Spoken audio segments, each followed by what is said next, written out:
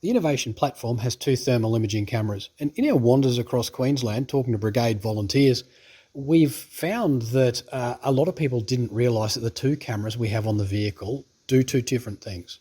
So the one that is inside the vehicle is a handheld thermal imaging camera. That's the same as the 400 that the RFBAQ and Rural Fire Service Queensland are rolling out to brigades across the state that apply. And that's a thermal imaging camera that gives you different gradients of heat and also gives you different colours.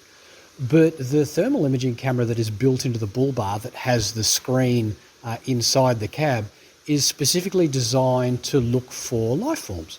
And when it sees a person or it sees an animal moving around, it puts a yellow box around it.